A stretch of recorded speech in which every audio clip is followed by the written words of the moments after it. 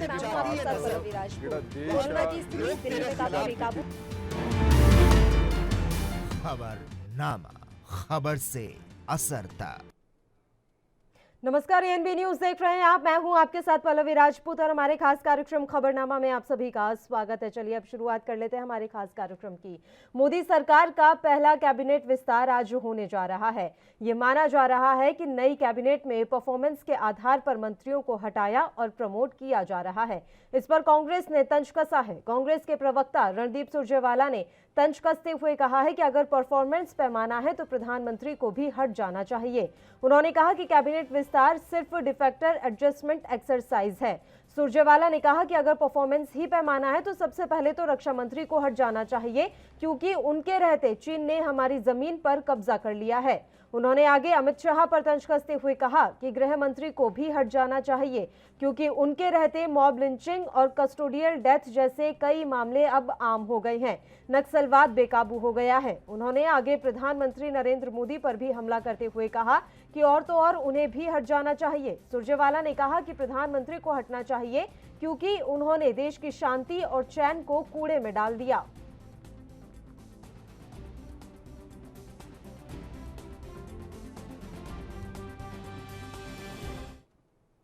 तो कांग्रेस ने केंद्रीय मंत्रिपरिषद के विस्तार से कुछ घंटे पहले बुधवार को प्रेस वार्ता की और ये दावा किया है कि यह केंद्रीय कैबिनेट का नहीं बल्कि सत्ता की भूख का विस्तार है। सुनते हैं उन्होंने और क्या कुछ कहा है।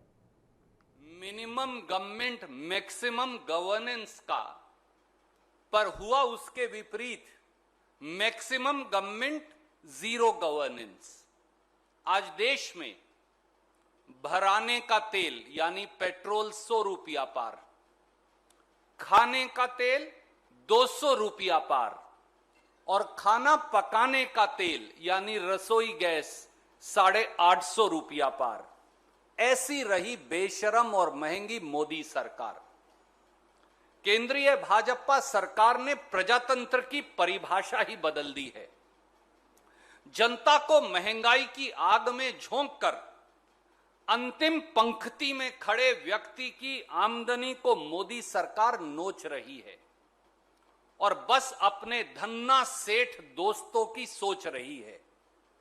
अब तो डायन महंगाई भी भाजपाइयों को अप्सरा सी नजर आने लगी है। पेट्रोल डीजल की लूट के कुछ तथ्य देखें। पहला, आज दिल्ली सहित देश के लगभग 200 शहरों में पेट्रोल 100 को पार हो गया और डीजल 90 रुपया प्रति लीटर को छू गया। 1 जनवरी 2021 से 7 जुलाई 2021 तक ही मोदी सरकार ने पेट्रोल डीजल की कीमतें 69 बार बढ़ाई हैं।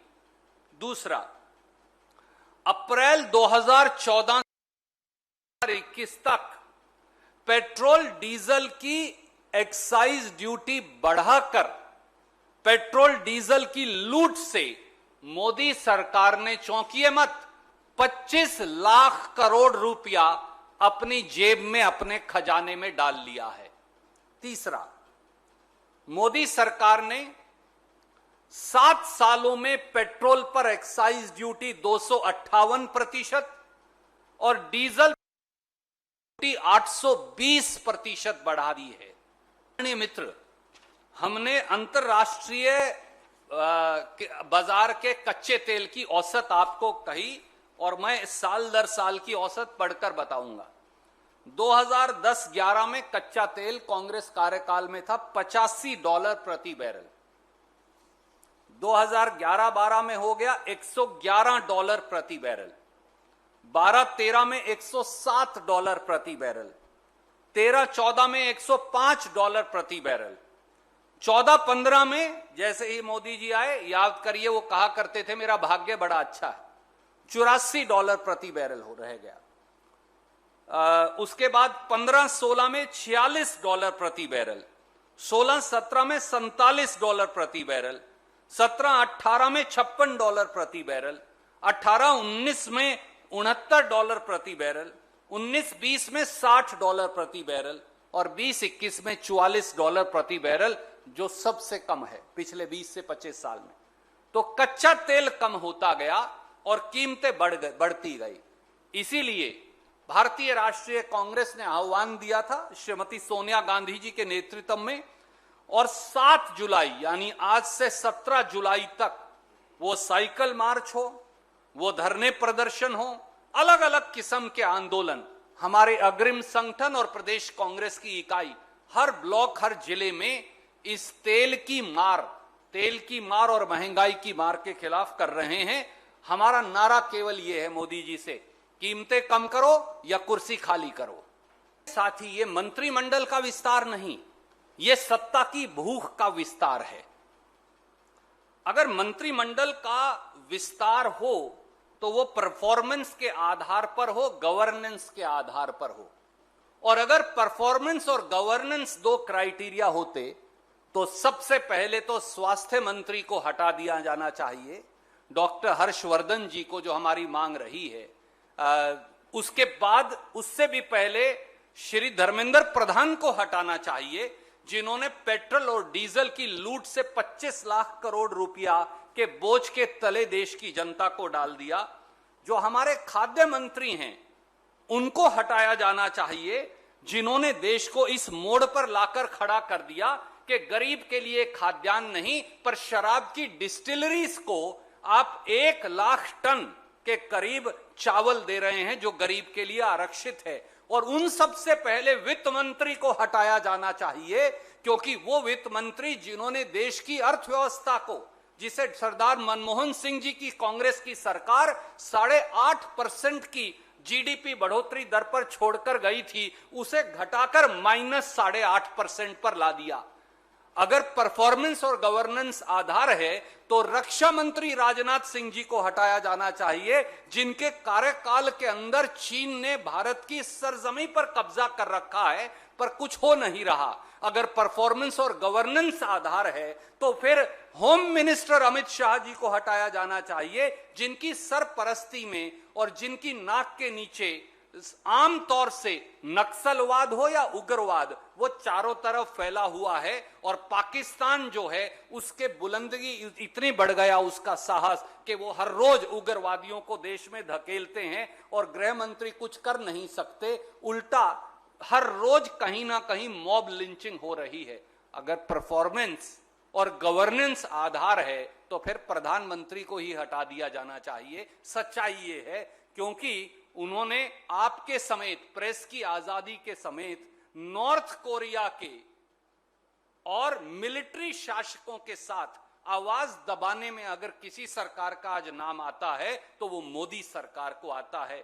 इसलिए साथियों, ये परफॉर्मेंस और गवर्नेंस नहीं, ये सत्ता की भूख।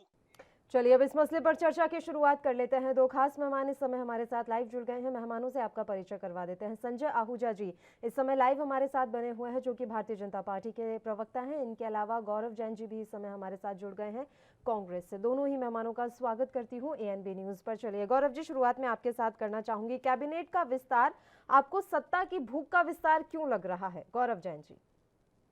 ये देखिए, पहले जब हम सुन रहे थे कैबिनेट का विस्तार हो रहा तो लोग बोल रहे थे कि इसमें इतने विशेषज्ञ होंगे, इतने डिग्रीधारी होंगे, इतने अलग अलग फील्ड के लोग होंगे। लेकिन आज बीजेपी के प्रवक्ताओं को आप देखेंगे तो इस जाति के इतने लोग होंगे, इसमें इस राज्य के इतने लोग होंगे, यूपी और जो बाकी अन्य चुनाव में जाने वाली राज्य हैं वहां से इतने इतने लोगों को हमने कोटा दिया गया है। तो देखिए, ये इनका विकास से कोई मतलब नहीं। आप सभी जानते हैं कि जो अब सिस्टम चल रहा है वो पीएम, सीएम और डीएम का चल रहा है। बीच में मंत्री क्या बोले, मंत्री की कोई नहीं सुनता। आप देखिए कितनी पावर है, नरेंद्र सिंह तोमर के पास कितनी पावर है, निर्मला सीतारमण के पास कितनी पावर है। और अगर इनके पास पावर होती है कुछ ना कुछ कर नहीं लेते। सारा जो काम है वो पीएमओ के ऊपर चलता है। आप देखिए, डिफेंस की डील पे निर्मला सीतारमण जी आके बोलती हैं, एग्रीकल्चर पे राजनाथ सिंह जी आके बोलते हैं।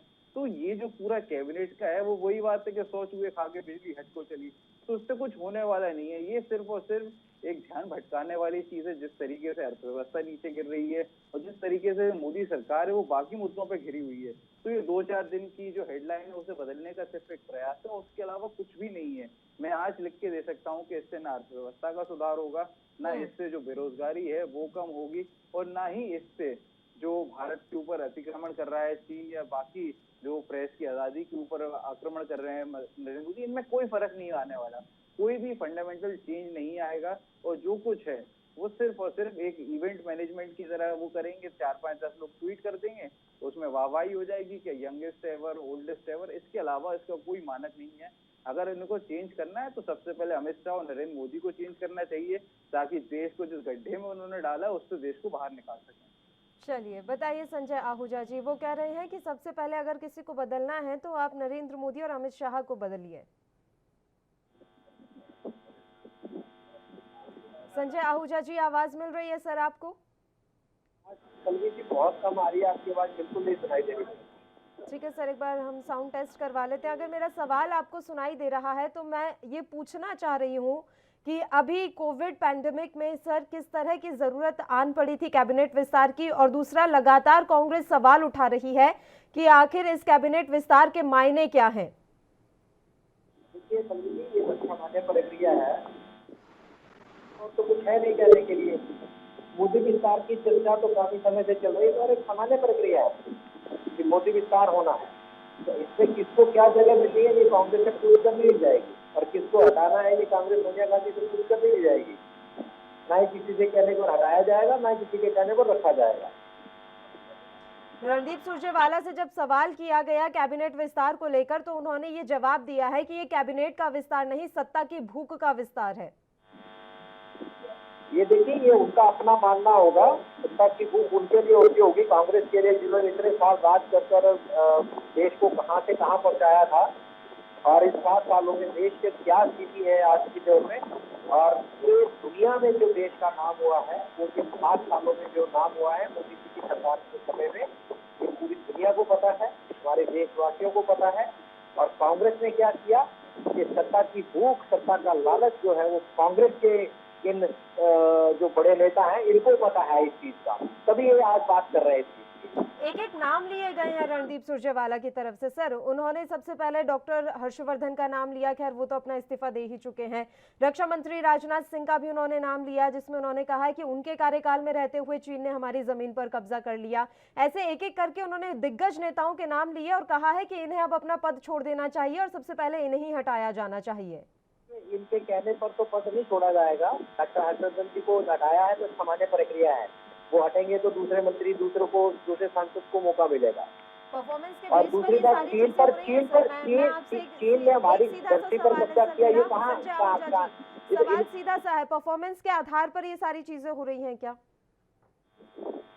निश्चित तौर पर ये सामान्य प्रक्रिया है। किसी की परफॉर्मेंस अच्छी बुरी का आकलन नहीं किया जा सकता है इस चीज के लिए कि हटाया तो इसलिए उनकी परफॉर्मेंस अच्छी नहीं थी इसलिए हटा दिया गया। ये मैंने बताया सामान्य प्रक्रिया है। अगर कोई नए सांसद को मौका मिलेगा तो पुराने सांसद को हटना पड़ेगा। तो इसमें तो ये तो कोई बात नहीं है कि किसी की परफॉर्मेंस अच्छी नहीं है तो उनको हटा दिया गया, ऐसा कुछ नहीं है। तो ठीक है गौरव जैन जी, ये परफॉर्मेंस वाली बात कहाँ से बीच में आई है सर? मैं आपसे जानना चाहती हूँ। ये तो साफ तौर पर कह रहे हैं संजय आहूजा जी की परफॉर्मेंस जैसी कोई बात ही नहीं है। बिल्कुल परफॉर्मेंस जैसी बात नहीं है। इनके यहाँ क्या है कि अगर किसी चीज कुछ हो जाता है तो उसका श्रेय नरेंद्र मोदी को दे देते हैं, और कोई चीज खराब हो जाती है तो उसका ठीकरा किसी और पे फेंक देते हैं। आप देखिए देश में कितनी मौत है, पूरे देश में कोरोना काल में ऑक्सीजन की कमी से लोग मरे, वैक्सीन की कमी से लोग मरे, पलंग के अभाव में, मेडिकल जो बेड थे उनके अभाव में लोग मरे।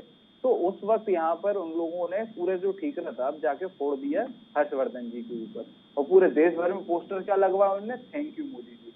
अब नरेंद्र मोदी ने क्या करा वहां पे वैक्सीनेशन के लिए? काम तो स्वास्थ्य मंत्री का था, नरेंद्र मोदी का रोल क्या रहा? आप एक बात बता दीजिए। अगर कोई रोल नहीं रहा तो फिर उनको थैंक यू क्यों बोला जा रहा है?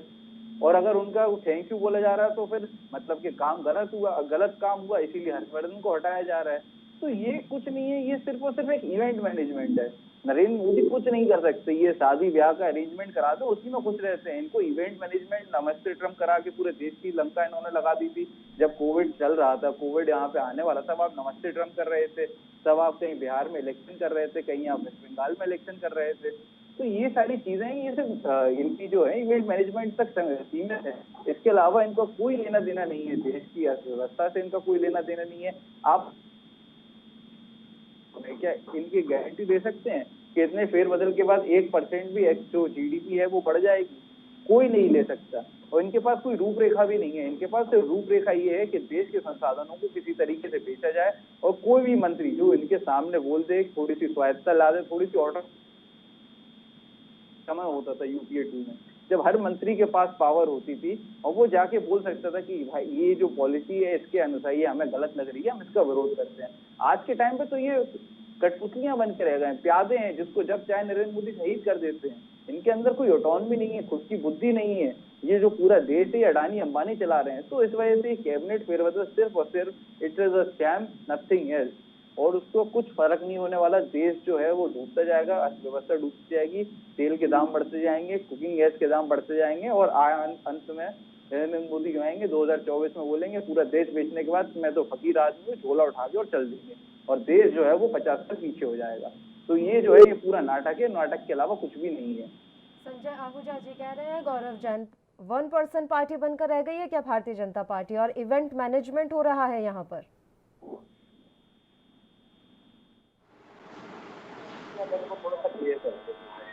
सर आपकी आवाज क्लियर नहीं आ रही है।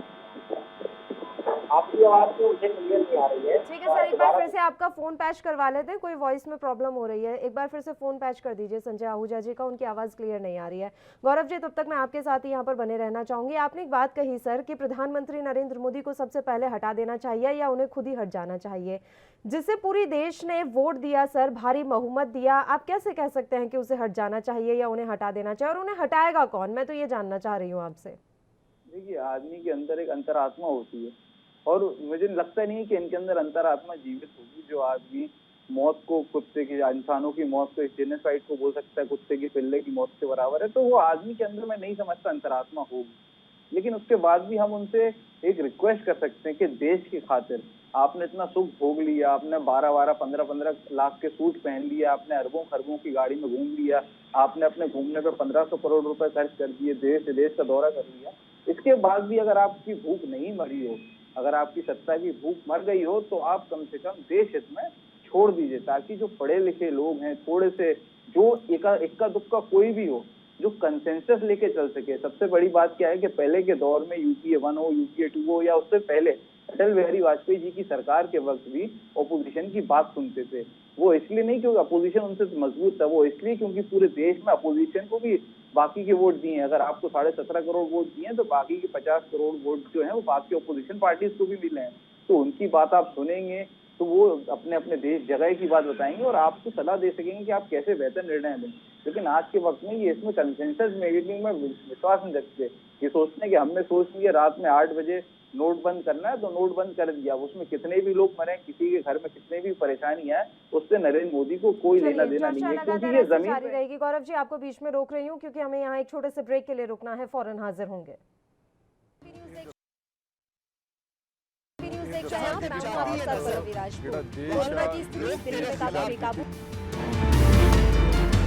खबरनामा, खबर से असर तक।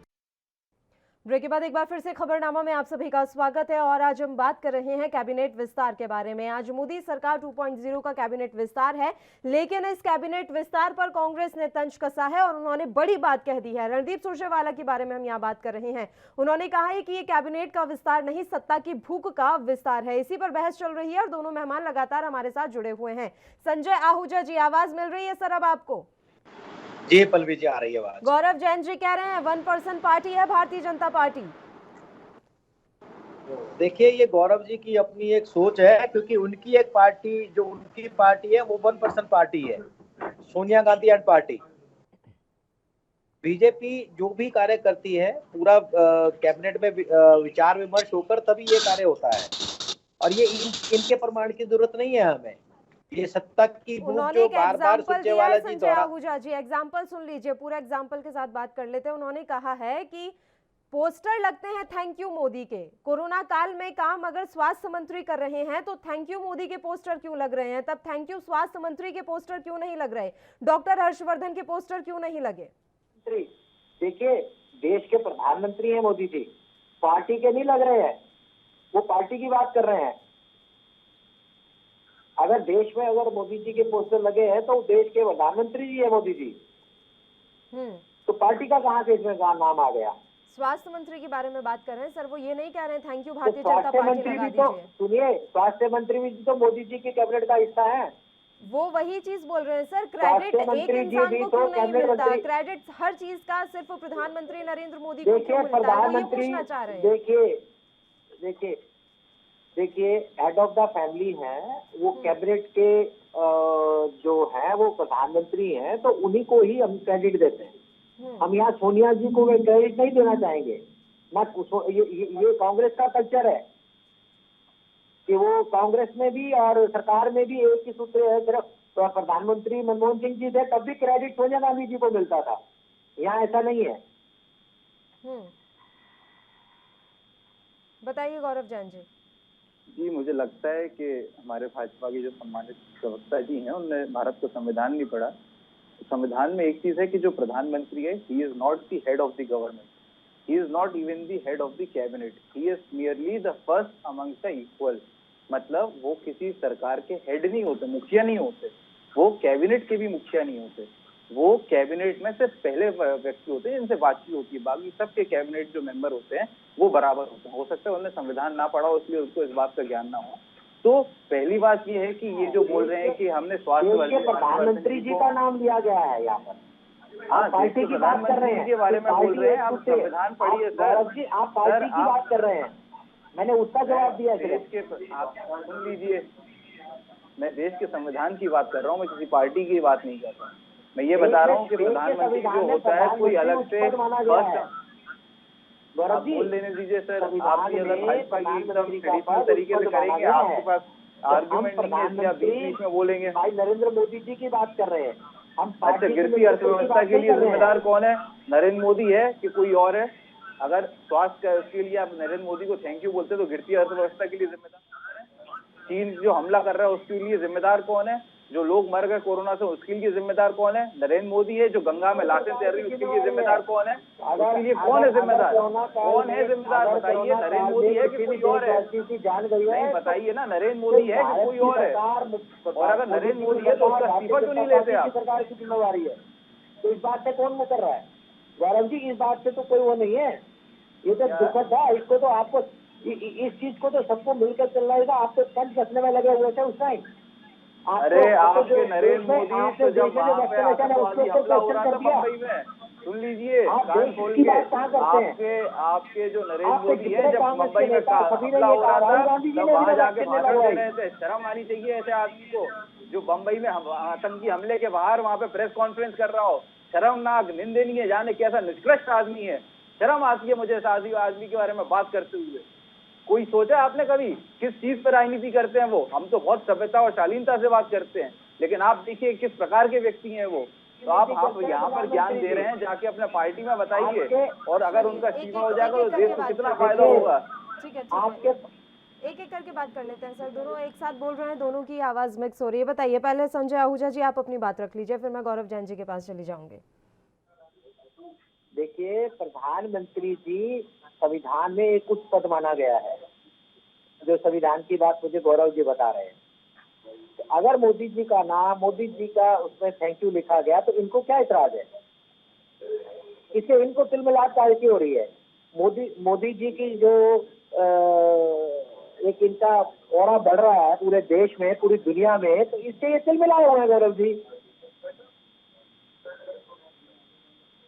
ऐसा है संजय आहूजा जी, वो ये पूछ रहे हैं कि अगर आप उन्हें इस चीज का श्रेय दे रहे हैं तो आप ये भी मानेंगे गलवान घाटी में जो कुछ हुआ, हमारे 20 सैनिक शहीद हुए, उसकी जिम्मेदारी हमारे प्रधानमंत्री की थी।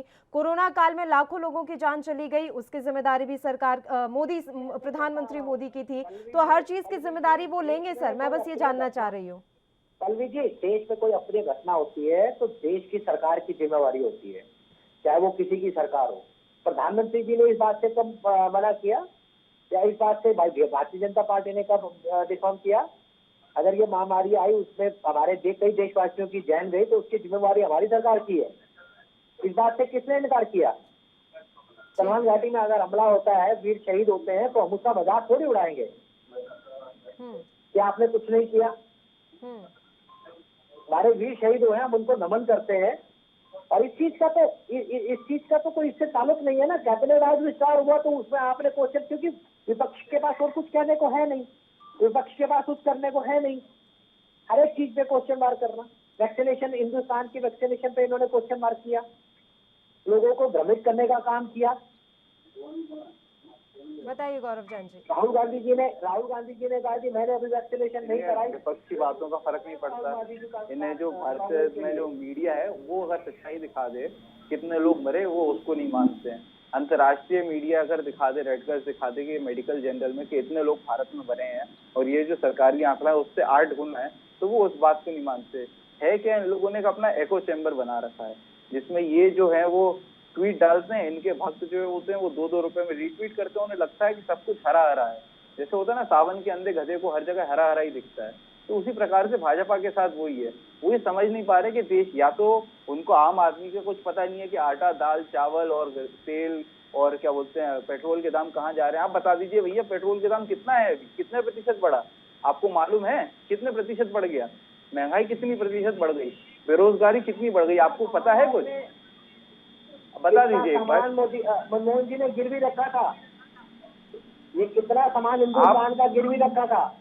आप कितना काला धन लिया है? मोदी जी ने जवाब नहीं आया अभी तक कांग्रेस की तरफ से। बैंक में कभी जवाब नहीं आया कांग्रेस की तरफ से। काला धन बढ़ गया, उसके जिम्मेदार कौन है? नरेंद्र मोदी है क्या अमित शाह है? और इतना सामान गिरवी रखते जो आपने बताइए जो 68% काला धन बढ़ गया स्विस बैंक में, वो किसका है?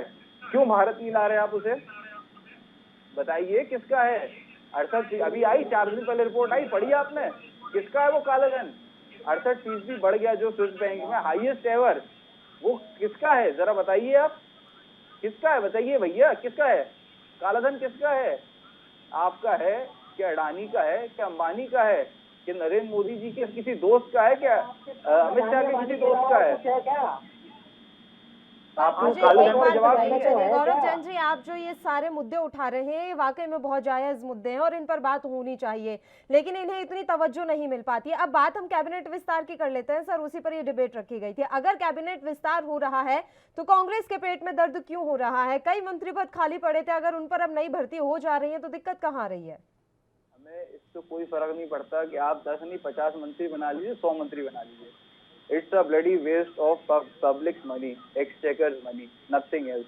ये सिर्फ और सिर्फ जो टैक्स पे करता है उसके पैसों का एक दुरुपयोग है। आप 100 मंत्री बना लीजिए, उनके पास पावर क्या है? ऑटोनॉमी है किसी मंत्री के पास? कोई डिसीजन ले सकता है खुद से? हर फाइल जब पीएमओ से पास होती है। मैं लौट रही हूँ गौरव जैन जी आपके पास। इस समय सीधी तस्वीरें हम दिखा देते हैं यूपी से। 2 महीने से 30 अप्रैल के बाद से निरंतर एक्टिव केसेस की संख्या में प्रदेश में कमी आ रही है। इस समय एक्टिव इन्फेक्शन के केसेस की कुल संख्या 1947 है। आज यह संख्या 2000 से भी कम हो गई है और 1947 एक्टिव केस में से 1351 इस समय होम आइसोलेशन में है और घर पर रहकर ही स्वास्थ्य लाभ कर रहे हैं। संक्रमण के पश्चात तो आपको बता दें कि यूपी के स्वास्थ्य सचिव अमित मोहन प्रसाद प्रेस कॉन्फ्रेंस कर रहे हैं और यूपी में कोविड को लेकर क्या कुछ स्थिति है वो अपनी प्रेस कॉन्फ्रेंस के द्वारा बता रहे हैं। योगी आदित्यनाथ लगातार प्रयास कर रहे हैं यूपी में कोरोना के खात्मे के लिए और उनके प्रयास अब सफल होते हुए भी नजर आ रहे हैं और रोजाना यूपी के जो भी स्वास्थ्य विभाग से जुड़े अधिकारी हैं वो लगातार अपडेट भी देते हुए दिखाई देते हैं कि यूपी में फिलहाल कोरोना के क्या कुछ हालात हैं। चलिए अब अपने मुद्दे का हम रुख कर लेते हैं। दोनों मेहमान लगातार हमारे साथ जुड़े हुए हैं और कैबिनेट विस्तार पर हम चर्चा कर रहे थे। बताइए गौरव जी, क्योंकि समय की भी कमी है इसलिए मैं चाहूंगी कि आप दोनों ही मेहमान एक एक लास्ट कमेंट जरूर रख दें। बताइए गौरव जी। कमेंट यही है कि हमें कोई आपत्ति नहीं है, आप 10 नहीं 100 नए मंत्री बनाइए, लेकिन हम ये मानते हैं कि वो सिर्फ जो होंगे वो कागज के शेर होंगे, उसके अलावा कुछ नहीं होंगे। उनके पास ना कोई पावर है, पहले से पावर नहीं रही, अब जाके कोई पावर आएगी नहीं। आप देखिए रफाइल डील होती है वो नरेंद्र मोदी करते हैं, वैक्सीनेशन की बात होती है वो स्वास्थ्य मंत्री छोड़ के नरेंद्र मोदी करते हैं, चीन के ऊपर कोई बात होती है डिफेंस मंत्री छोड़ के नरेंद्र मोदी करते हैं। तो ये जितने भी मिनिस्ट्री बना ले, खाली कमरे रहेंगे, खाली फाइलें रहेंगी, कुछ काम नहीं होने वाला। ये सिर्फ और सिर्फ एक क्या बोलते हैं पीआर एक्सरसाइज है, जो टैक्स पेयर है उसके पैसों का वेस्ट है और सिर्फ जातीय समीकरण को आने वाले चुनाव में सही करने के लिए बनाया जा रहा है। कोई क्वालिफिकेशन नहीं है, कोई परफॉर्मेंस नहीं है और सिर्फ ये जनता के साथ छला हुआ है। अगर जनता का भला करना है तो नरेंद्र मोदी अमित शाह दोनों को इस्तीफा देने चाहिए। बताइए संजय आहूजा जी, आपका last comment sir. Pallavi ji, जी। जनता के लिए छलावा है, हमारी जवाबदेही कांग्रेस के प्रति नहीं है, जनता के प्रति है। और हम जनता के प्रति पूरे निष्पक्ष से काम कर रहे हैं। और जो मंत्री पद का जो विस्तार हो रहा है, ये एक सामान्य प्रक्रिया है, इसमें कोई भी ऐसी बात नहीं है जो इनको पेट में दर्द हो रहा है। इनको पता होगा कि सत्ता की भूख क्या रहती है, ये इन्हीं को पता है, क्योंकि ये सत्ता की लालच में काम करते रहे हैं। चलिए सर, अभी एक अपडेट हम अपने दर्शकों को यहाँ दे देते हैं। इस्तीफों का दौर भी लगातार जारी है। इस बीच बताया जा रहा है कि रविशंकर प्रसाद और प्रकाश जावड़ेकर ने भी अपना इस्तीफा दे दिया है।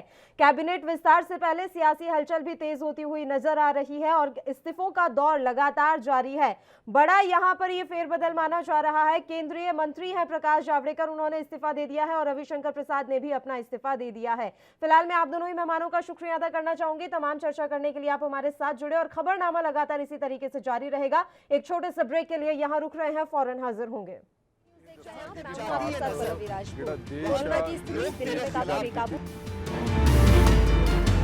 खबरनामा, खबर से असर तक।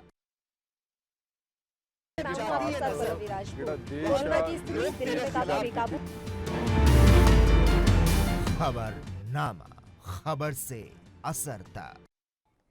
ब्रेक के बाद एक बार फिर से खबरनामा में आप सभी का स्वागत है। अगली खबर का हम यहाँ रुख कर लेते हैं। बिहार के सभी दिग्गज कांग्रेसी नेता नई दिल्ली में राहुल गांधी के आवास पर आज पहुंचे। इनमें प्रदेश अध्यक्ष मदन मोहन झा, लोकसभा की पूर्व स्पीकर मीरा कुमार समेत कई बड़े नाम शामिल हैं। इन सबके साथ राहुल गांधी की अहम बैठक है। इस बैठक के एजेंडे के बारे में वैसे तो बिहार कांग्रेस का कोई भी नेता कुछ स्पष्ट नहीं बता रहा, लेकिन माना जा रहा है कि ये मीटिंग नए प्रदेश अध्यक्ष के नामों पर चर्चा के लिए ही बुलाई गई है। लोकसभा की पूर्व स्पीकर और वरिष्ठ कांग्रेसी नेता मीरा कुमार के मुताबिक बैठक इस बात पर चर्चा करने के लिए है कि बिहार में पार्टी को कैसे मजबूत किया जा सकता है। इसलिए पार्टी के सभी वरिष्ठ नेताओं को यहां बुलाया गया है। सूत्रों ने कहा कि अपनी पटना यात्रा के दौरान दास ने नई समिति के बारे में फीडबैक लेने के लिए विधायकों और वरिष्ठ नेताओं के सामने बैठक की थी। सूत्रों ने यह भी कहा कि भक्त चरण दास कांग्रेस के कुटुंबा विधायक राजेश राम के बीपीसीसी अध्यक्ष के पक्ष में लग रहे थे। कांग्रेस एमएलसी प्रेमचंद्र मिश्रा और पार्टी के कदवा विधायक शकील अहमद खान का नाम भी चर्चा में है। हालांकि एक वरिष्ठ नेता ने कहा कि राजेश राम पर आम सहमति बनती दिख रही थी। देखा जाए तो हालिया कई सालों से बिहार कांग्रेस अंतर्कलह से जूझती रही है। बिहार कांग्रेस में ये नई बात नहीं है कि प्रदेश अध्यक्ष चाहे जो भी हो, उसके खिलाफ पार्टी में एक ही धड़ा हमेशा सक्रिय रहता है। बस इस धड़े की अगुवाई करने वालों के चेहरे बदल जाते हैं। जाहिर है कि अध्यक्ष पद से ज्यादा कांग्रेस को अंतर्कलह की चिंता है, इसलिए उम्मीदवार के नाम पर पहले से ही एक राय बनाने की कोशिश की जा रही है। तो ये बात एकदम सही है। कई सालों से बिहार कांग्रेस अंतर्कलह से जूझती हुई नजर आ रही है। बिहार कांग्रेस में ये नई बात नहीं है कि प्रदेश अध्यक्ष चाहे जो भी हो, उसके खिलाफ पार्टी में ही एक धड़ा हमेशा सक्रिय रहता है। बस इसी धड़े की अगुवाई करने वालों के चेहरे बदल जाते हैं। आज बिहार से दिल्ली पहुंचे कांग्रेस नेताओं की प्रतिक्रिया आप सुनिए। पहले से परंपरा रही है, जो नए लोग जीत के आते हैं, नेता से मिलते हैं। कोविड महामारी के चलते हमारे जो विधायक नए जीत करके आए हैं, चाहे वो कोई हमारे वरिष्ठ नेतागण हैं, राहुल गांधी जी से नहीं मिल पाए थे। हमारे प्रभारी भक्त चरण दास जी ने इनिशिएट किया, राहुल गांधी जी ने अपनी स्वीकृति दी और उसी के तहत हमारे सारे विधायक भी और उसके अलावा जो वरिष्ठ नेता हैं, जो कई महीनों से या सालों से हमारे नेता सम्मानीय राहुल गांधी से नहीं मिले थे, उनको आज समय मिला है बातचीत करने का। संगठन में बदलाव को लेकर चर्चा हो रही है सर। देखिए, संगठन में बदलाव होगा या नहीं होगा, इस पर तो कोई प्रतिक्रिया दिया नहीं जा सकता है, लेकिन ये कर्टसी कॉल भी है। और जब नेता से हमारे और लोग मिलते हैं तो हर एक तरह की बात होती है। किनसे क्या बात हुई ये जानकारी नहीं दी एक खबर आ रही थी कि पार्टी में टूट हो सकती है, तो क्या उसको बचाने को लेकर भी कुछ बात हुई है? नहीं, टूट की कहीं कोई गुंजाइश नहीं है। आपको मैं आश्वस्त करना चाहता हूं, जो मेरे 19 विधायक निश्चित रूप से एक साथ नहीं, कुछ ऐसा नहीं है। आपको मालूम है कि यह एक स्वस्थ परंपरा है कि सब राज्यों के लोगों को बुलाया जाता है। बिहार की भी बारी आई है, संगठन को लेकर के चर्चा कि बिहार में क्या करना चाहिए, और सामूहिक रूप से जब सब कोई लोग मिलकर के विचार देते हैं तो उसमें से कुछ न कुछ नया निकलता है। और उसी को देखते हुए आज सबों को बुलाया गया था और बहुत अच्छी चर्चा हुई। बदलाव को लेकर के तो कोई बात हुई नहीं।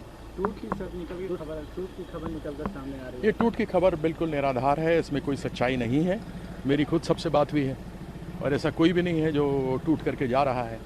तो ये जितने भी अटकलें लगाई जा रही हैं सबों को पानी फेर देना चाहिए। जो कांग्रेस है उसे कैसे और मजबूत किया जाए, कैसे वहाँ की राजनीति में, वहाँ पर इस समय बहुत ही जो मुख्यमंत्री है उनसे संभल नहीं रहा है, तो कांग्रेस को कैसे मजबूत किया जाए इस विषय पर चर्चा, इस विषय पर वो राय जान रहे हैं। क्या कांग्रेस संगठन में बदलाव की बात हो रही है मैडम? प्रदेश अध्यक्ष की बात हो रही है बदलाव की? इस विषय में तो मैं कोई टिप्पणी नहीं दे सकती हूँ, लेकिन बिहार कांग्रेस को लेकर के राय जानना चाह रहे हैं राहुल जी, तो इसीलिए सब जितने वरिष्ठ नेता हैं यहाँ पर आए। इसी बीच कांग्रेस टूट की भी खबर आ रही थी कि तमाम विधायक हैं कांग्रेस के मैडम। सब अलग भी मिल रहे हैं, कुछ इकट्ठा भी मिल रहे हैं, कई तरह के फॉर्मेट हैं। टूट की भी खबरें आ रही हैं, नीतीश कुमार के संपर्क में बताया जा रहा है कांग्रेस के विधायक हैं, उन्हीं को लेकर मुद्दे पे बात हो रही है। ऐसी कोई लेकिन ये कहा जा रहा है कि अध्यक्ष को लेकर जल्दी फैसला लिया जाए, क्या उसकी चर्चा हुई अध्यक्ष को लेकर? नेतृत्व परिवर्तन बिहार में मैम जल्द होगा, इस तरह की चर्चाएं थी पिछले दिनों। ऐसा है, इस विषय पर तो मैं कोई टिप्पणी नहीं दूंगी, मगर ये अवश्य कहूंगी कि कांग्रेस को बिहार में कैसे और भी ज़्यादा बल दिया जाए, इस पर राय जानना चाह रहे हैं राहुल जी, और इसीलिए उन्होंने सभी वरिष्ठ नेताओं को यहाँ पर आमंत्रित। नहीं, राहुल जी बिहार के लोगों से राय जानना चाहते हैं कि बिहार में पार्टी को कैसे सशक्त किया जाए, 2024 की तैयारी कैसे की जाए, उसके लिए किस तरह से संगठन को स्वरूप दिया जाए, उसमें कैसे लोगों को महत्व दिया जाए, किस तरह से लोगों के साथ समन्वय स्थापित किया जाए, उस विषय पर लोगों से राय मांग रहे हैं। और जो अंदर की जो कलह की बातें आ रही हैं और चेंज होने वाला है प्रेसिडेंट के, नहीं, ऐसा है कि अंदर में तो पार्टी में कोई कलह की बात नहीं है, कोई डेपुटेशन कोई डेलीगेशन तो प्रेसिडेंट के खिलाफ मिल नहीं रहा है ना। लेकिन स्वाभाविक है कि पार्टी में संगठन में बदलाव उसका एक प्रक्रिया है और वो रूटीन वर्क है कि जब भी नेतृत्व को लगता है कि कोई और बेहतर कर सकता है उसको मौका देते हैं। लेकिन अभी इस विषय पर मेरी तो कोई बात नहीं हुई नेतृत्व परिवर्तन पर। इसके बारे में तो जो प्रभारी हैं भक्तचरण दास जी वो बता सकते हैं, या हमारे जो वेणुगोपाल जी हैं वो बता सकते हैं कि बिहार में परिवर्तन हो रहा है कि नहीं हो रहा है। मीटिंग करेंगे एमएलए से, विधायकों से, तो पता लगेगा क्या बातें हुई हैं। क्या कहते हैं टॉप लीडरशिप में चेंजेस की बातें उठ रही हैं कि फ्रिक्शन भी है, टूट भी है, उस पर कैसे आप देखते हैं? उस पर आपसे बात। जो मौजूदा अध्यक्ष हैं उन्होंने अपना टर्म पूरा कर लिया है, तो टर्म पूरा करने पर जो तरीका है उसके मुताबिक एक नए अध्यक्ष का चुनाव होगा, तो उस पर बातचीत हो रही है। और चलिए अब अपने मुद्दे का हम रुख कर लेते हैं। बिहार कांग्रेस के बारे में आज हम बात कर रहे हैं। बिहार कांग्रेस में अंतर कलह को खत्म करने की कोशिश की जा रही है और इसी के लिए आज बिहार कांग्रेस के तमाम नेताओं को दिल्ली तलब किया गया। राहुल गांधी के साथ एक अहम बैठक भी रही। इसी पर चर्चा की शुरुआत कर लेते हैं। दो खास मेहमान इस समय हमारे साथ लाइव जुड़ गए हैं। मेहमानों से आपका परिचय करवा देते हैं। राजनीतिक विश्लेषक विपिन शर्मा जी इस समय हमारे साथ जुड़े हुए हैं। इनके अलावा कांग्रेस से हमाम वहीद जी भी हमारे साथ लाइव इस समय जुड़े हुए हैं। दोनों ही मेहमानों का स्वागत करती हूँ ANB न्यूज पर। वहीद साहब, शुरुआत आपके साथ। बिहार कांग्रेस में बड़े फेरबदल की यहाँ पर क्या गूंज सुनाई दे रही है सर? जी, आवाज मिल रही है वहीद जी आपको? जी जी जी सर, मेरा सवाल यह है कि क्या बिहार कांग्रेस में कोई बड़ा फेरबदल होने जा रहा है? निश्चित तौर से तो मैं यही कहना चाहूंगा कि दिल्ली में जो हमारे लीडर हैं, जो हमारा नेतृत्व है, वो हमेशा सभी फ्रंट जो प्रदेश अध्यक्षों की मुलाकात करते हैं, उनसे बात करते हैं। इसी तरीके की मीटिंग के लिए बिहार का राज्य के नेताओं को बुलाया गया है।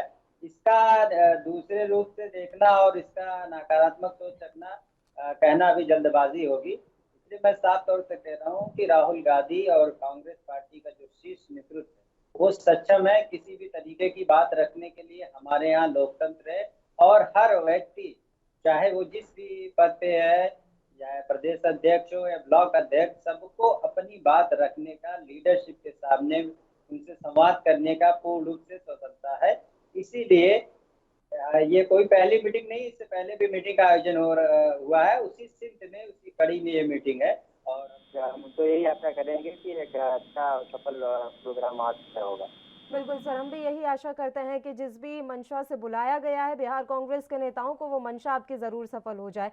विपिन शर्मा जी, देखिए अभी बोलेंगे नहीं हमाम वहीद जी, क्योंकि वो अपनी पार्टी का प्रवक्ता हैं, तो इस तरीके से वो खुलकर तो नहीं कह पाएंगे। बात साफ है सर, आप देख लीजिए राजस्थान से लेकर पंजाब ले लीजिए, इसके अलावा बिहार ले लीजिए, कौन सा ऐसा राज्य है जहां कांग्रेस अंतर्कलह से नहीं जूझ रही? और यहाँ तो सबसे ज्यादा हमने देखा है, बिहार में तो जो कांग्रेस का प्रदेश अध्यक्ष होता है उसी पद के लिए खींचतान रहती है हमेशा। इसमें कोई शक शुबा नहीं है कि यहाँ पर अगर हम कांग्रेस की बात करें वर्तमान दौर में, तो यहाँ पर अंतर्कलह हर जगह है, हर राज्य में है। और कांग्रेस को आत्मंथन करने की आवश्यकता है कि क्या कारण है। ये एक ऐसी राजनीतिक दल जिसका एक स्वर्णिम इतिहास रहा है हिंदुस्तान की राजनीति में, उनका जो योगदान रहा है, उनके जो कुछ नेता रहे हैं जो उनके आप योगदान को नजरअंदाज नहीं कर सकते कभी भी। हिंदुस्तान का जब भी इतिहास की बात होगी हिंदुस्तान का, तो वहां पर स्वर्ण पन्नों में, मैं बड़े विश्वास से ये बात बोल रहा हूँ, बड़े जिम्मेदारी से बोल रहा हूँ, बड़े स्वर्ण पन्नों में इन नेताओं का नाम लिखा जाएगा। तो एक पहलू वो है, लेकिन दूसरा पहलू ये भी है कि कांग्रेस जान के अनजान बनी हुई है। आत्ममंथन करने के लिए जब कोई आईना बताता है या बोलता है कि आप आईना देखें, तो वो उस चीज के, उस बात का संज्ञान नहीं लेते। और यही कारण है आज कांग्रेस जनता से दूर जा रही है। मैं दिल्ली का उदाहरण देना चाहूंगा, राजधानी का। बड़ा दिल दुखता है क्योंकि मैं बतौर पत्रकार विधानसभा जाता था, वहां पर जो सूरत हाल देखने को मिलते थे, जहां पर नजर आप घुमाए वहां पर आपको कांग्रेस के विधायक दिखते थे। जब शीला दीक्षित सत्ता पे काबिज थी 1998 से लेकर 2013 के उस दौर में, लेकिन अब देखिए, अब 2 बारी विधानसभा के चुनाव हुए, वही कांग्रेस जिसका स्वर्णिम इतिहास था वो आज अपना खाता नहीं खोल पाए हैं। तो ये आप देख सकते हैं कि क्या कारण है। और आप अंतर करें तो देखिए, और क्योंकि राहुल गांधी युवा नेता है, उनसे अपेक्षा करी जाती है कि वो संगठन को मजबूत करें हर एक मंच पे। इसमें कोई दो राय नहीं है कि राहुल गांधी बात करते हैं हम संगठन को मजबूत करेंगे, लेकिन महज वो बातों में रह जाता है। वो जब करने की बात आती है, या आप अभी भी आप देखें, पहले ग्रुप 23 फिर ग्रुप 22 रह गया, जितिन प्रसाद वहां भाजपा की तरफ रुख कर गए। तो ये कोई ना कोई तो कारण है कि इतने वरिष्ठ नेता कांग्रेस के जब अगर उनसे दूर जा रहे हैं, आपस में अगर वो बात करते हैं, और अभी क्योंकि वाहिद भाई ने बात करी, उनको बिल्कुल हक है, उन्होंने अपने विचार रखे, मैं उनका सम्मान करता हूं, लेकिन साथ में एक बात जरूर बोलना चाहूंगा कि कांग्रेस वर्किंग कमेटी के जो आप लोकतंत्र की दुहाई देते हैं, बात करते हैं, वो तो एक म्यूजिकल चेयर का हो गया है कि वहां पर लोकतंत्र कहाँ है। आप लोकतंत्र की बात करते हैं या मोदी सरकार को कटाक्ष करते हैं, प्रहार करते हैं, आपको हक है, लेकिन यहाँ पर ये बात समझिए कि आप अपने भी गिराबान में झांक के देखिए, कांग्रेस वर्किंग कमेटी का चुनाव क्या रह गया है। पहले अब कभी राहुल गांधी बनते हैं, फिर सोनिया गांधी बनते हैं, यहाँ पर अलग अलग वही घूम फिर के गांधी परिवार, वाड्रा परिवार। तो ये इन सब चीजों से ऊपर उठना पड़ेगा कांग्रेस को, अगर दोबारा अपनी स्थिति मजबूत करनी है। और हिंदुस्तान के दृष्टिकोण से अगर मैं बात करूं, आत्ममंथन की बहुत जरूरत है। विपिन शर्मा जी, सवाल मेरे पास काफी सारे हैं आपसे पूछने के लिए, बस हमें एक छोटे से ब्रेक के लिए यहाँ पर रुकना है, फौरन हाजिर होंगे।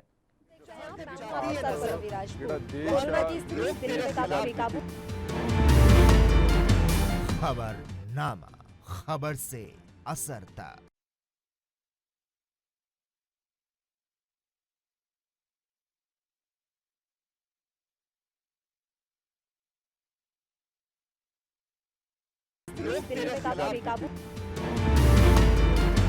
खबरनामा, खबर से असर तक। ब्रेक के बाद एक बार फिर से खबरनामा में आप सभी का स्वागत है। दोनों मेहमान लगातार हमारे साथ जुड़े हुए हैं। विपिन शर्मा जी, एक अहम सवाल ये है, ऐसा नहीं है कि भारतीय जनता पार्टी में कभी अंतर्कलह नहीं होती। राजस्थान में तो इस समय बीजेपी बहुत ही ज्यादा अंतर्कलह से जूझ रही है, लेकिन उनकी जो ये अंतर्कलह है वो सतह पर नहीं आती है, या यूं कहें कि खुलकर सामने नहीं आती है, जबकि कांग्रेस की समय समय पर सामने आ जाती है। ऐसा क्यों? और इसे फिर कांग्रेस की तरफ से लोकतंत्र का नाम दे दिया जाता है कि हमारे यहाँ तो खुलकर बोलने की आजादी है। ये है कि यहाँ पर मुद्दा समझना पड़ेगा कि अगर हम तुलना करते हैं भाजपा से, तो एक तरफ तो कांग्रेस के आरोप ये लगते हैं, कांग्रेस ये जताने की कोशिश करती है कि भाजपा में सारे निर्णय अमित शाह और नरेंद्र मोदी लेते हैं, प्रधानमंत्री लेते हैं, वो उनका अंदरूनी मामला है। यहाँ पर वक्त की पुकार है कि अगर कांग्रेस को दोबारा उभारना है तो कांग्रेस को अपनी रणनीति में बदलाव लाना पड़ेगा, संगठन को भी मजबूत करना पड़ेगा, और अंतर्कलह की जो दिक्कत है एक बहुत अहम बात मैं पल्लवी जी बोलना चाहता हूं, क्योंकि आपका सवाल बहुत अहमियत रखता है और मैं साधुवाद दूंगा एएनबी चैनल को, क्योंकि हमेशा ऐसे गंभीर मुद्दे उठाते हैं आप लोग कि जिनकी बहुत अहमियत है। अगर हम राष्ट्र के संदर्भ में बात करें, हमारे देश में, क्योंकि अगर अब लोकतंत्र की खूबसूरती है कि अगर विपक्ष मजबूत नहीं होता तो वो भी देश के लिए अच्छी बात नहीं है। और जनता की आवाज कौन उठाएगा अगर विपक्ष हमारा मजबूत नहीं होता? तो यही उम्मीद अपेक्षा करी जाती है। राष्ट्रीय स्तर पे सबसे बड़ी पार्टी कौन है इस समय विपक्ष में? वो कांग्रेस है, लेकिन कांग्रेस आत्ममंथन करने को तैयार नहीं है। मैं अहम बात ये बोलना चाहता हूं इस समय कि आप देखिए कि इस समय बार बार जब कांग्रेस को ये जताने की कोशिश कर रहे हैं उनके खुद के नेता, बड़े वरिष्ठ नेता, कि उनको बोलते हैं कि देखिए आप आत्ममंथन करिए, हम क्या कारण है कि हम राज्यों पे राज्य चुनाव हार रहे हैं। हमने पहले 2014 का चुनाव हारा, सुपड़े साफ हो गए। उसके बाद 2019 का चुनाव, आपने भले ही चुनावी भाषणों में बोला कि देखिए ये तो मोदी लहर में लोग बह गए, जुमलेबाजी में बह गए, लेकिन उससे बड़ी सुनामी तो 2019 में आई जब और बड़ा प्रचंड बहुमत मोदी सरकार को मिला और प्रधानमंत्री को मिला। तो ये समझना पड़ेगा कि रणनीति में बदलाव लाने की आवश्यकता है, कांग्रेस को आत्ममंथन करने की आवश्यकता है कि आपको जो आप जिस तरह की दलगत की राजनीति बोले, वोट बैंक अपीसमेंट पॉलिटिक्स की बात करें, उससे ऊपर उठना पड़ेगा आपको, क्योंकि आप ये जनता, ये 21वीं सदी की आवाम है, जनता है, उन मुद्दों का भरमार है। आप बढ़िया तरीके से सरकार को घेर सकते हैं। आप पूछ सकते हैं कि क्या बात है, तेल के दामों में आग लगी हुई है इस समय, महंगाई चरम सीमा पे पहुंची हुई है, किसान के मुद्दे को कोई समाधान निकला नहीं, इतनी वार्ता हुई है। निश्चित बात है सरकार की अच्छी पहल हुई है, संवाद के रास्ते खोल रखे हैं और वो अपनी प्रयास जारी है उनकी तरफ से, लेकिन यहाँ पर विपक्ष के पास बहुत मुद्दे हैं। बशर्ते 100 बातों की एक बात कि अगर विपक्ष मजबूत हो जाए, वो अपनी रणनीति में बदलाव ले आए, तो आज वो फिर जनता के बीच में अपनी जगह बना पाएंगे। लेकिन वही बात है, आप उसको तो जगा सकते हैं जो सोया हुआ हो, लेकिन जो जान के अनजान बना हुआ उसको आप कैसे जगाएंगे? बिल्कुल, ये बात एकदम सही है सर। वही साहब, देखिए आपने बहुत कहा तो है सर कि लोकतंत्र है, हम लोग खुलकर बात रखते हैं, लेकिन बात बहुत गंभीर है और सच में आप लोग इतना ज्यादा अंदर से ही टूट रहे हैं कि हमारे देश को जितने मजबूत विपक्ष की आवश्यकता थी वो बचा ही नहीं है। ये समस्या कैसे खत्म होगी? इस समस्या का समाधान कैसे निकलेगा? आपको वाकई में लगता है वहीद साहब के एक ट्वीट के माध्यम से विपक्ष मजबूत हो जाएगा? पार्टी श्री राहुल गांधी के नेतृत्व में पूर्ण रूप से बहुत मजबूत है। उसके लाखों कार्यकर्ता का विश्वास कांग्रेस पार्टी के लीडर राहुल गांधी के अंदर है। ये तो विरोधियों के द्वारा लगाया गया इल्जाम है कि कांग्रेस के अंदर गला है ज्यादा कि वो अपने आप में टूट रही, ये तो विरोधियों की बात है। सवाल ये है कि कांग्रेस से ज्यादा भारतीय जनता पार्टी ने, अभी आप उत्तर प्रदेश की बात करते हैं, उत्तर प्रदेश की सरकार से लेकर दिल्ली में जो डैमेज कंट्रोल की स्थिति यहाँ पैदा हुई और किस तरीके से कभी उप मुख्यमंत्री के बदलने की बात की गई, कभी दिल्ली कलेक्ट किए जा रहे हैं, तो कांग्रेस से ज्यादा भारतीय जनता पार्टी पे उस पर कभी चर्चा नहीं होगी। कांग्रेस चर्चा होती अगर खुलकर आ जाता सर। आपके G22 के जो नेता थे उनका पत्र खुलकर सामने आ गया सर, और वो समय समय पर बोलते रहे हैं। बात यही तो है कि आपकी खुलकर सामने आ जाती है सर, उनकी खुलकर सामने नहीं आती है। कांग्रेस में हर व्यक्ति, वो तो मैं पहली लोकतंत्र है और खुलकर बोलने की आजादी है। हर व्यक्ति, हर पदवी जो भी किसी भी पद पर विराजमान है, अपने पद को रखते हुए अपनी बात रखने का पूर्ण रूप से उसको अधिकार है। और श्री राहुल गांधी जो भी फैसला लेते हैं कांग्रेस वर्किंग कमेटी का फैसला होता है, और कांग्रेस वर्किंग कमेटी में 50 से अधिक 75-80 सदस्य हुआ करते हैं। और दूसरी बात, ये तो बार बार विपक्ष के द्वारा एक खबर फैलाया जा रहा है कि कांग्रेस के अंदर कला मौजूद है। इससे ज्यादा भारतीय जनता पार्टी ने, कांग्रेस पूरी रूप से श्री राहुल गांधी की नेतृत्व से, श्रीमती प्रियंका गांधी की अगुवाई में बिल्कुल मजबूत है और आने वाले चुनाव में पूरी मजबूती से चुनाव मैदान में उतरेगी। तो रसातल पर क्यों जा रही है वहीद साहब कांग्रेस? जी, रसातल पर क्यों जा रही है कांग्रेस, मैं जानना चाह रही हूँ सर। देखिए जी, सोचने की बात है। निश्चित रूप से लोकतंत्र में राजनीतिक बदलाव होता है, सत्ता आती है जाती है। कांग्रेस पार्टी पहले दिन से, अभी आपने देखा उत्तर प्रदेश की मैं बात कर रहा हूँ कि हमारे कांग्रेस के अध्यक्ष श्री अजय कुमार लल्लू 70 से ज्यादा इस भोगी बहरी सरकार, जिसकी जो जिम्मेदारी थी, तो कोरोना काल में लोगों को वैक्सीन उपलब्ध कराती, लोगों को दवाइयाँ बेस्ट अवेलेबल कराती, वो अपनी मौलिक जो जिम्मेदारी है उससे बात कर हमारे अध्यक्ष जी के ऊपर 70 से ज्यादा FIR दर्ज कर दिया। कांग्रेस के उत्तर प्रदेश से 1 लाख से ज्यादा कार्यकर्ताओं को उत्तर प्रदेश सरकार ने FIR दर्ज किया। ये जो कार्यकर्ता थे, इंसान क्या थे? यही बढ़ते हुए पेट्रोल डीजल की महंगाई के लिए हमने सबसे लेकर स्वतंत्र आंदोलन किए। इन्हीं जनित मुद्दों को लेकर, चाहे वो लेबर का मामला हो, चाहे किसानों का मामला हो, चाहे महिला सशक्तिकरण, बड़े बड़े वादे किए गए। महिला आज उत्तर प्रदेश में अपराध नंबर 1 है। योगी जी दावा करते हैं कि रोजगार में नंबर 1 है। तो आंकड़ेबाजी वाली है सरकार, जनता सब देख रही है। जो लुभावी वादे करके ये लोग सरकार में आए और उन्होंने 7 साल से जनता को ठगने का काम किया। पूरे देश में इस वक्त तराई सूरत हाल है और कोरोना काल में जनता कहाँ से थी। कांग्रेस मौलिक नैतिक रूप से उसकी जो मेन जिम्मेदारी उसको निभाते हुए जनता के सामने जनहित मुद्दे को लेकर हम लड़े। हमारे फिर मुकदमे दर्ज किए, हमें जेल में सुटा गया, लेकिन उसके बावजूद हम लड़ते रहेंगे। और आगामी चुनाव में हमें पूरी आशा है, उम्मीद है, यहाँ की जनता हमें पूर्ण रूप से बहुमत देगी और हम सरकार बनाएंगे। ठीक है, विपिन शर्मा जी सुन रहे होंगे आप सारी बातें, बताइए सर, आप कुछ कहना भी चाह रहे हैं? देखिए, मैं ये बोलना चाहूंगा कि जैसे हम बात करें, अंतरकलह की बात कर रहे हैं। हाँ, वो चुनावों पे चले गए, बीजेपी पे चले गए। मैं एक बात बोलना चाहता हूँ कि ये कांग्रेस को एक दौर में कहा जाता था कि गुटबाजी के शिकार हैं, और सबसे बड़ी कांग्रेस को अगर कोई शिकस्त देता है तो वो कांग्रेस की खुद की अंतरकलह है, और गुटबाजी के लिए जाना जाता था कांग्रेस और गुटबाजी एक ही सिक्के के 2 पहलू बोले जाते थे।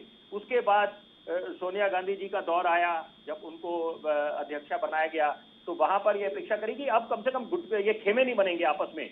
लेकिन वहीं पर आपने देखा कि राजस्थान में अलग खेमे बन गए। सचिन पायलट की अपनी नाराजगी चल रही है अशोक गहलोत से, और वहां पर आपने ज्योतिरादित्य सिंधिया का देखा।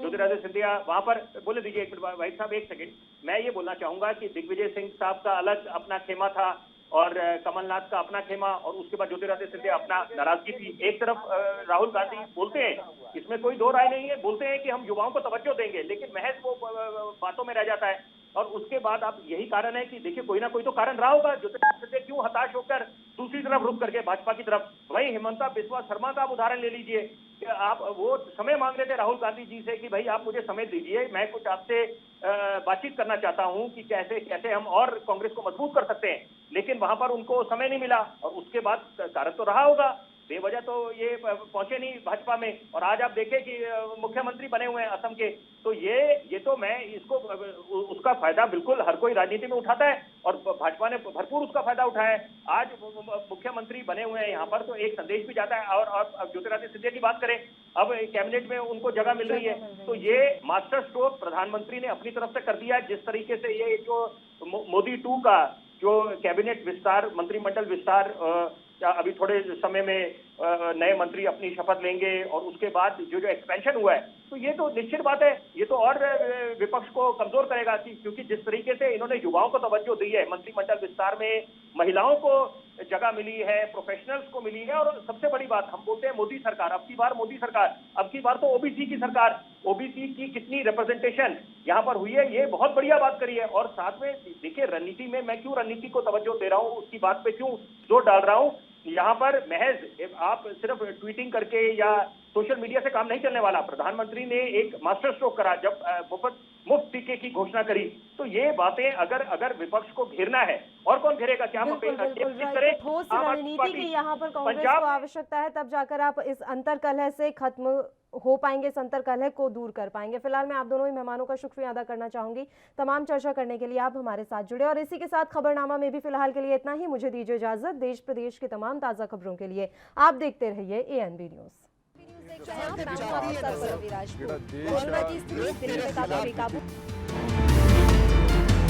खबरनामा, खबर से असर तक।